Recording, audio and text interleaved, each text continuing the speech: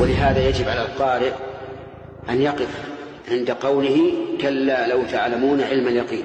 ونحن نسمع كثيرا من الأئمة الذين عندهم علم يصلون فيقول كلا لو تعلمون علم اليقين لترون الجحيم.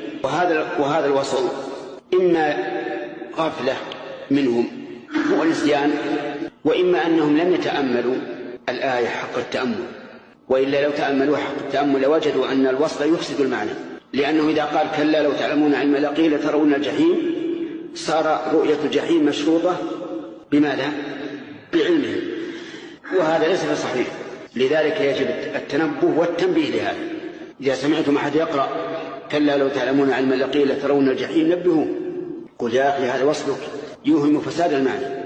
وأن تقف أولا لأنها رأس آية، والمشروع أن يقف الإنسان عند رأس كل آية، وثانيا أن الوصل يفسد المعنى.